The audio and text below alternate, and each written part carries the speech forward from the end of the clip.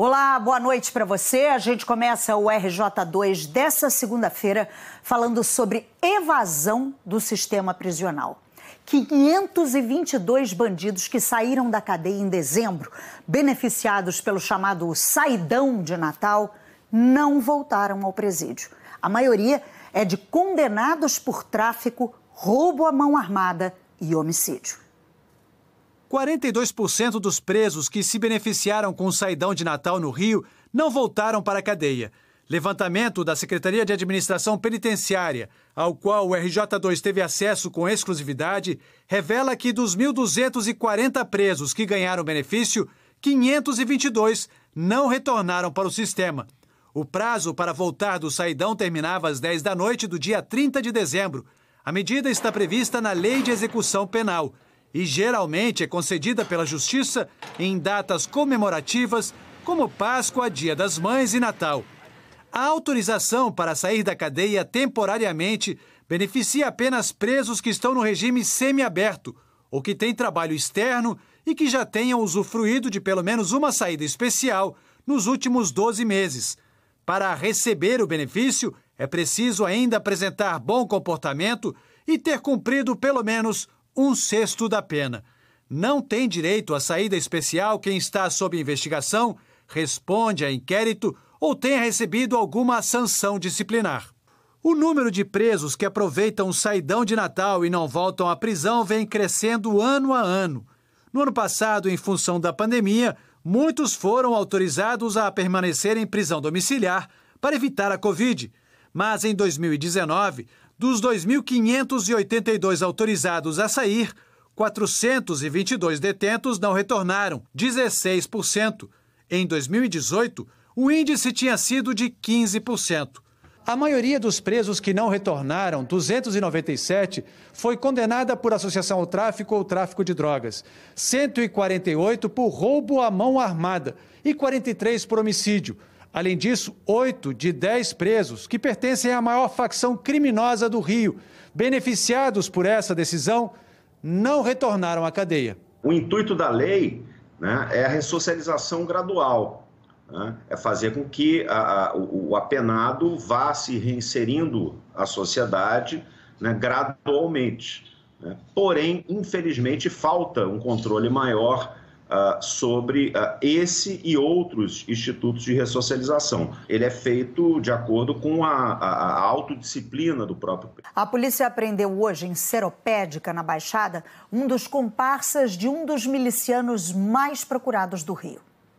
Jairo Batista Freire, o Caveira, segundo a polícia, miliciano que comanda ações armadas na Zona Oeste e na Baixada Fluminense. Ele aparece nestes vídeos com outros homens armados, comemorando um confronto na região de um grupo miliciano rival. Caveira!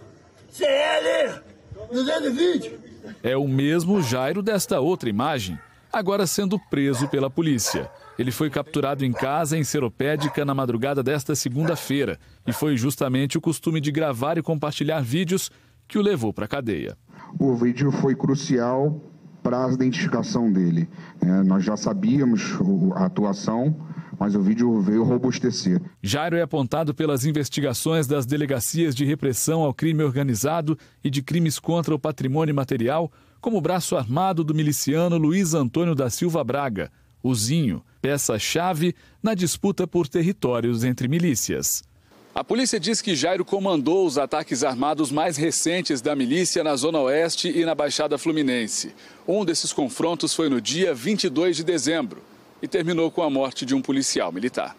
O cabo David de Souza Matos, de 42 anos, foi atingido na cabeça durante troca de tiros entre policiais e 40 criminosos em Seropédica. A PM fazia um trabalho de rotina na região do bairro Canto do Rio quando houve o confronto. Um miliciano identificado como Patrick Brasil também morreu. A quadrilha estaria reunida planejando invadir áreas de Nova Iguaçu dominadas por Danilo Dias Lima, o Tandera, um dos milicianos mais procurados do Rio. Os delegados trabalham agora para identificar quem são os outros homens que aparecem armados nos vídeos. A polícia vai analisar a movimentação financeira e 2 celulares apreendidos na casa de Jairo Batista Freire. Essa prisão é muito importante no nosso trabalho, porque ela desbarata, de certa forma, a principal liderança que realizava as invasões nas comunidades rivais. E a gente acredita que com isso, com a retirada dele de circulação, a gente possa dar uma tranquilizada naqueles conflitos da região. E uma operação botou abaixo construções da milícia em Rio das Pedras. A construção era simples, mas o aluguel saía caro. A gente paga o aluguel todo mês aqui, tudo direitinho. Quanto de aluguel vocês pagam? R$1.000. Só que a igreja funcionava num terreno de área pública, ocupado ilegalmente. A pastora diz que foi surpreendida. A igreja, você pode ver, eu tenho toda a documentação da igreja, tá vendo? Ó? Alvará, tudo direitinho, ó. Mas para a fiscalização, a documentação é inválida. As pessoas chegam aqui e mostram uma série de documentos, coisa de cartório, mas nada serve como título de propriedade. Então as pessoas precisam, eu deixo sempre o meu alerta, elas precisam se informar, tem que saber para quem estão pagando aluguéis ou quantias que elas geralmente falam que estão pagando para alguém quem? Além da igreja, outras 8 construções irregulares foram derrubadas hoje de manhã na estrada do Itaiangá, em Rio das Pedras, na Zona Oeste. A operação conjunta do Ministério Público com a Prefeitura também colocou abaixo 3 lava-jatos, 3 quiosques, oficina, estacionamento, restaurante e 2 estruturas em fase de fundação. Foram apreendidos 8 carros e uma moto. 5 casas e 2 quiosques estão notificados e ainda serão demolidos. 2 semanas atrás, a Prefeitura já tinha derrubado outras 8 casas em um condomínio de luxo. Tudo em endereços ligados a milicianos. A gente tem informações concretas de influência do crime organizado nessa região, especialmente a milícia. Segundo as investigações do Grupo de Combate ao Crime Organizado do Ministério Público, a área é dominada pelo miliciano conhecido como Missinho. Ele foi preso em Rio das Pedras no dia 22 de dezembro, numa operação da Polícia Federal. Não foi a primeira prisão de liderança nessa grande região, vamos dizer, Rio das Pedras, Muzema, Itaiangá, na grande Jacarepaguá. E a experiência vem demonstrando que essas lideranças são substituídas. Mas outras atuações, como a que vem sendo hoje, ela também é importante como uma forma de dar um golpe nesse braço financeiro da milícia. A polícia agora quer identificar os operadores que mantêm o esquema. A variante Ômicron circula pelo Rio e é responsável por parte das contaminações. A Secretaria Municipal de Saúde do Rio afirma que já há circulação comunitária da variante Ômicron por aqui. Ou seja, o vírus circula entre as pessoas, independentemente de elas terem viajado para uma região com a nova cepa. Hoje, oficialmente, mais um caso da Ômicron foi confirmado na capital. É de uma brasileira de 23 anos que mora em Nova York. Ela recebeu a 2ª dose da vacina Moderna há 6 meses, mas ainda não tomou a dose de reforço. A jovem teve apenas sintomas leves da doença. Esses casos a gente identifica de onde é a procedência da infecção. A gente tem mais 182 casos que a gente não sabe a procedência, onde essa pessoa pegou Covid-19. Então a gente já pode dizer que a gente tem transmissão local da variante Ômicron. A gente ainda não pode afirmar que todos esses casos são de Ômicron, mas muito provavelmente eles são, porque eles têm uma característica no exame de PCR que indica uma probabilidade alta de ser a variante Ômicron. A internação na rede pública da capital registrou aumento em relação a 2 semanas, a maioria de não vacinados. Na semana retrasada, menos de 1% testou positivo contra a Covid. Na semana passada, o número subiu para 5,5%. Apenas nessa manhã, 1.256 pessoas fizeram testes e 9,6% delas positivaram. Segundo a Secretaria de Saúde da capital, 1/3 delas passaram as festas de fim de ano fora do Rio. Aqui na cidade, os atendimentos de síndrome gripal na rede particular também aumentaram. Mas isso, pelo menos, ainda não se reflete no número de internações. Nós notamos nessa última semana uma elevação na positividade dos testes para Covid-19, provavelmente devido à variante Ômicron. Importante ressaltar que a maioria desses atendimentos eles são de casos leves. Aqueles pacientes que precisam de internação, eles são os pacientes que ou não tomaram nenhuma vacina ou que só tomaram uma dose da vacina. O sambista Dudu Nobre e o governador Cláudio Castro também foram diagnosticados com Covid.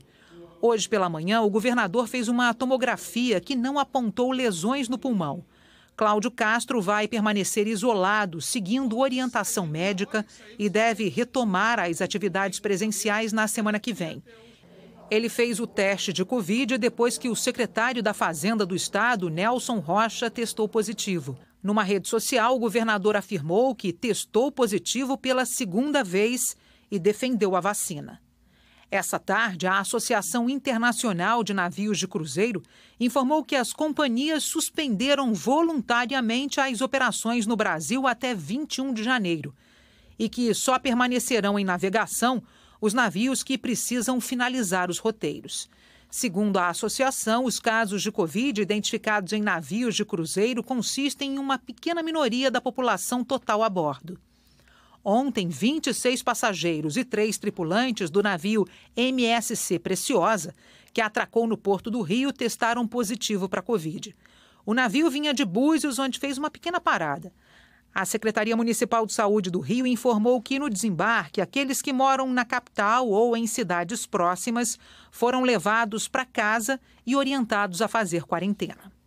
E 9 pessoas de lugares distantes estão num hotel sendo monitoradas. A empresa MSC afirmou que os infectados representavam menos de 1% do total de passageiros e tripulantes. Vamos conversar com a Beth Lucchesi agora ao vivo, porque há 3 meses o número de casos positivos de Covid no estado não era tão alto, né, Beth? Boa noite para você. O que explica isso? Oi, Ana Luísa. Boa noite a você, boa noite a todos. Hoje, o estado do Rio registrou quase 4.000 novos casos de Covid, exatamente 3.938.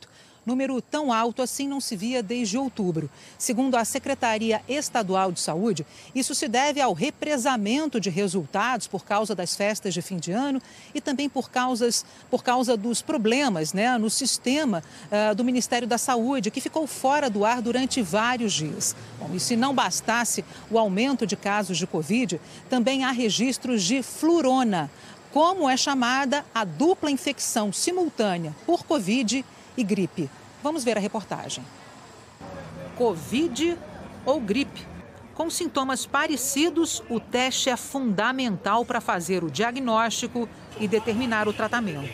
Este foi o pensamento da Adriana quando o filho ficou doente. Ele começou a apresentar quarta-feira sintomas gripais e nós fomos ao laboratório para testar, e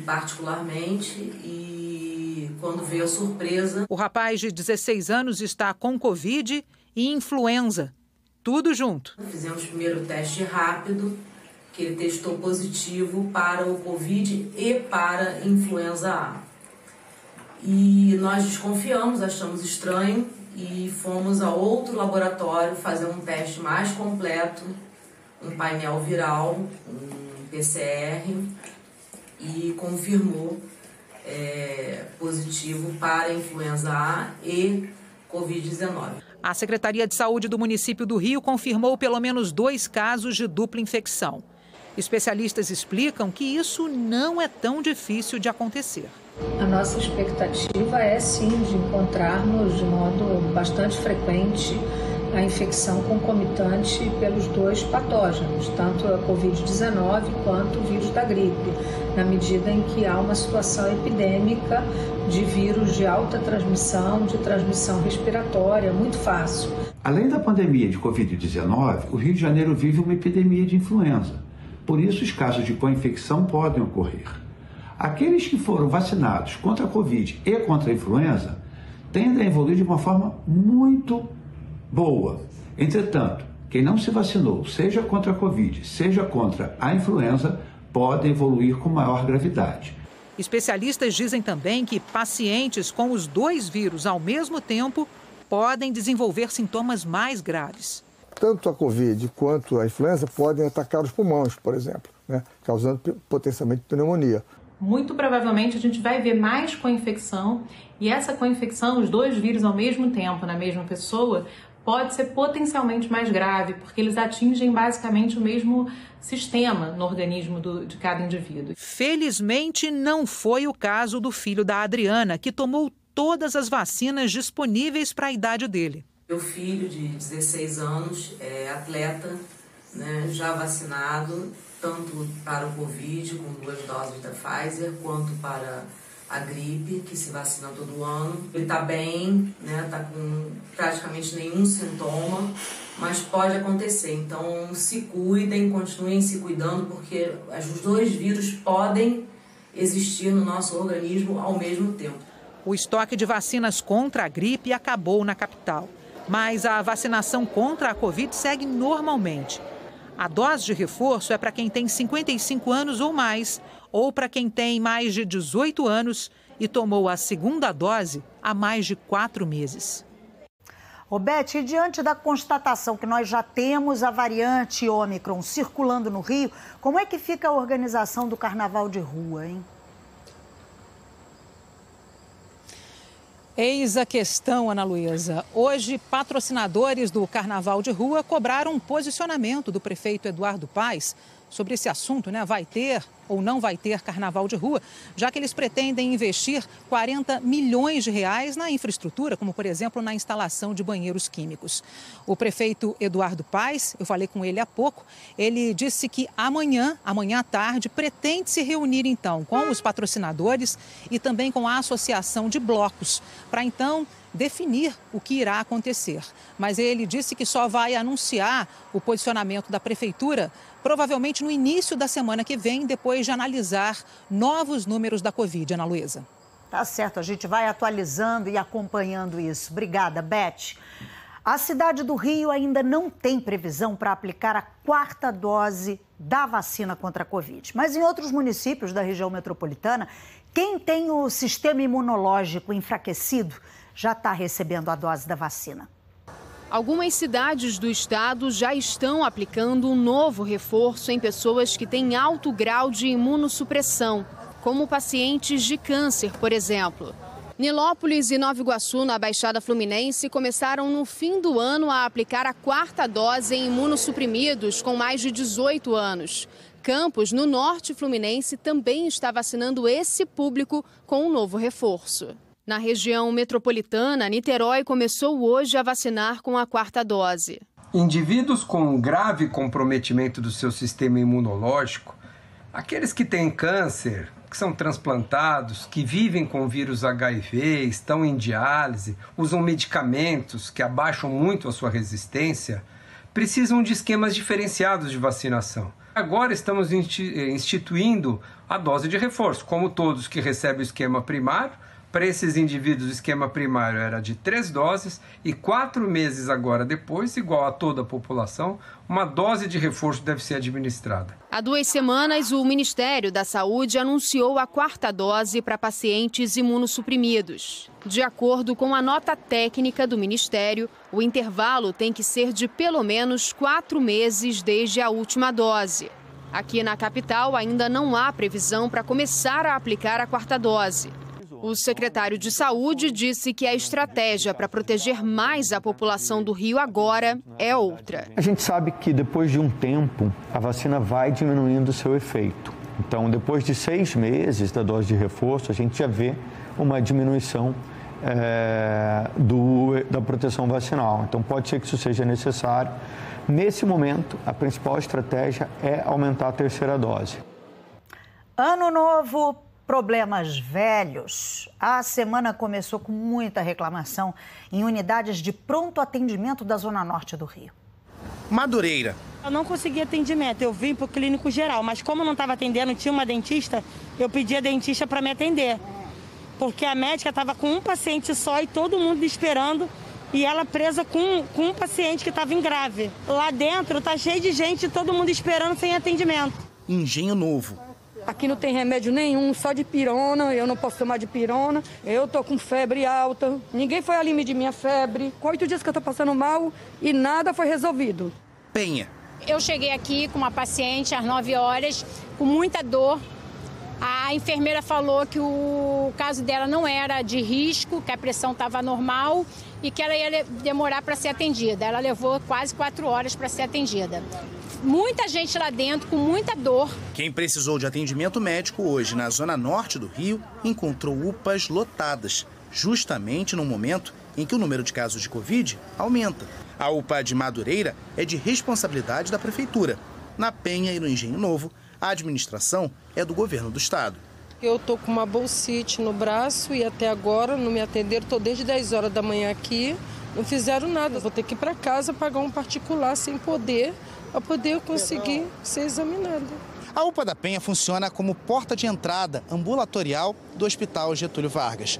Os pacientes que estiveram por aqui hoje reclamaram da demora para serem atendidos e disseram que lá dentro, num dia de calor como esse, o ar-condicionado não está dando vazão. Estava de meio-dia, fui sair agora 4 horas da tarde, entendeu? E a situação ali dentro está degradante. Primeiro banco assim que você entra, o chão está cedendo, entendeu? Atendimento demorado demais, ar-condicionado péssimo. Tem muita coisa para melhorar, muita pessoa aglomerada. Essas imagens são de hoje de manhã e mostram pacientes esperando nos corredores da unidade. Esse homem teve que ser carregado numa cadeira para conseguir um atendimento. Pela escala da Secretaria Estadual de Saúde, 5 médicos de clínica geral deveriam atuar na unidade hoje ao longo do dia. Mas quem estava lá alega que o quadro não estava completo e que a quantidade de profissionais só aumentou depois de reclamações. A senhora achou que faltou respeito com os pacientes? Não. Só muita falta de respeito. É a nossa saúde que nós estamos brigando. É o mínimo. É o mínimo. Eu não estou brigando por nada, não. Eu estou brigando para não ver um paciente caído no chão com dor. É isso que eu estou exigindo. A Prefeitura do Rio disse que a Rio Saúde, responsável pela UPA de Madureira, está contratando mais profissionais para a unidade. Sobre o ar-condicionado, negou que houvesse problemas, apesar do que disseram os pacientes. A Secretaria Estadual de Saúde disse que a UPA da Penha realizou quase 300 atendimentos hoje, com 5 médicos e um coordenador. O mesmo número de médicos da UPA do Engenho Novo. O estado também negou que faltassem medicamentos. E a violência no trânsito aumentou no estado do Rio no ano passado. E esse aumento é sentido pelos principais hospitais de trauma do estado. Esse é o telefone das emergências. Fica no maior centro de trauma da região metropolitana. Centro de trauma, boa tarde. Toca para alertar a equipe toda vez que um paciente grave está a caminho, de ambulância ou de helicóptero. O Hospital Alberto Torres, em São Gonçalo, serve como um termômetro da violência no trânsito. Atende vítimas de acidentes em algumas das principais rodovias de acesso ao Rio, como a BR-101, as RJs 104 e 106. E também recebe pacientes transferidos de cidades do interior do estado.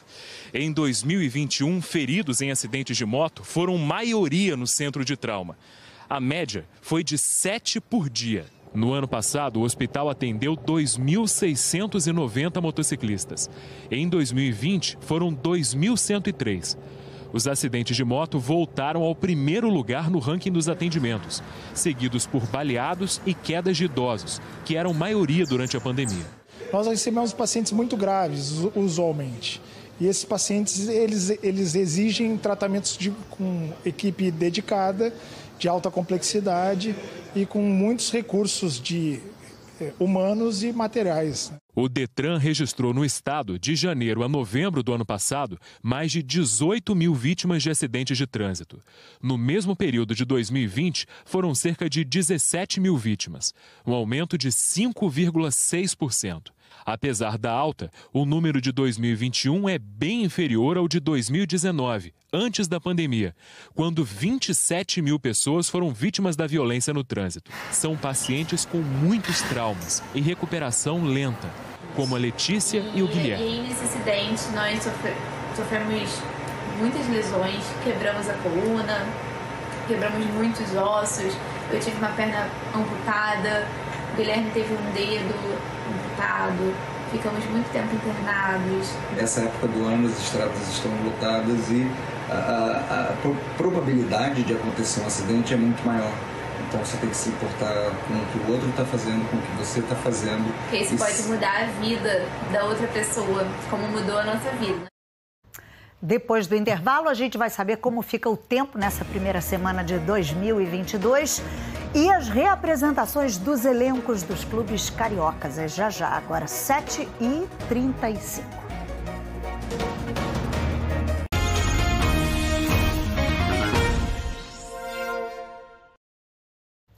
O RJ2 está de volta e olha só essa história. O Procon autuou hoje 6 postos no Rio que aumentaram os preços do GNV na virada do ano. A Petrobras tinha anunciado um aumento de cerca de 50% para 2022, mas uma liminar do Tribunal de Justiça suspendeu essa alta. Os postos, claro, não poderiam subir os preços sem justificativa. Mesmo assim, alguns subiram, e bem. Teve posto cobrando até 43% a mais pelo gás. Os postos terão 10 dias para explicar esse reajuste, ou eles é que podem ter que pagar caro. Agora a gente fala de futebol. Vasco, Botafogo e Flamengo se reapresentaram hoje. João Gomes e Ramon foram os únicos jogadores do elenco principal do Flamengo que se juntaram aos atletas da base na reapresentação do time. Assim como na temporada passada, os jovens vão jogar o início do Campeonato Carioca. Maurício Souza, auxiliar técnico do clube, vai comandar a equipe sub-23. Os outros jogadores só voltam das férias no dia 10 de janeiro, para iniciar os trabalhos com um novo treinador, o português Paulo Souza. Hoje também foi dia de reapresentação no Vasco e no Botafogo. Os dois clubes estão sofrendo com casos de Covid-19 entre jogadores e funcionários. No Botafogo, o lateral Rafael e outros 3 funcionários testaram positivo para Covid. No Vasco, o zagueiro equatoriano Luiz Cangá cumpre quarentena no Equador e Matias Galarza no Paraguai. Thiago Rodrigues, Léo Matos, Riquelme e Nenê testaram positivo hoje no centro de treinamento e entraram em isolamento.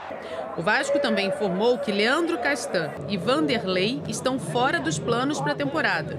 A dupla vai treinar em horários alternativos até definir a rescisão com o clube. Já no Fluminense, a volta aos treinos está marcada para a semana que vem. Hoje pela manhã, o clube anunciou o zagueiro David Duarte, que estava no Goiás. E o novo reforço de 26 anos está animado para iniciar os trabalhos. Estou muito feliz de participar desse projeto. Estou louco para colocar a chuteira e poder já ajudar. E a Priscila Chagas está aqui comigo. Priscila, boa noite para você. Como é que vai ser essa primeira semana aí de 2022, hein? Nublada. Boa noite, Ana Luísa. Boa noite, gente. Aquele corredor de umidade que estava vindo da Amazônia para cá já está dando uma trégua, mas a gente continua com muitas nuvens. Olha só, muita instabilidade aqui em cima. Por isso que de hoje até quarta-feira a gente está com aquele dia que o sol aparece, de repente nubla tudo de novo. A gente pode ter chuva a qualquer hora. E a temperatura, como é que a gente fica? Olha só, deixa eu abrir aqui, porque a gente está com dias muito abafados. A gente tem dias quentes e como a umidade está muito alta, a gente está com aquela sensação de sauna. Amanhã máxima de 33, quarta 35, quinta a gente já começa a ter uma mudança, porque uma frente fria vai chegar e aí a gente pode ter inclusive chuva forte. Cair, né? Cai um pouquinho, mas nada demais. Tem gente querendo frio, eu já aviso, gente. Estamos no verão, não tem frio, isso. Não. E sexta e sábado a gente deve ter chuva o dia todo, tá? Esse mês de janeiro, a gente tem a previsão de ser mais quente do que a média e ter mais chuva do que nos últimos anos. E aí, qual a sensação de que nós estamos vivendo numa eterna sauna? A gente sai do ar-condicionado, tá ali aquela coisa, aquele suor que não consegue evaporar, a gente fica com aquela sensação ruim, porque a gente está com umidade muito alta. Exatamente aquele corredor que estava vindo ali, umidade ficou da Amazônia. Estamos nisso durante o mês. Obrigada, Priscila. Adorei essa notícia. O RJ termina aqui, gente. Uma ótima noite. Até amanhã. Boa noite, gente. Até amanhã. Tchau, tchau.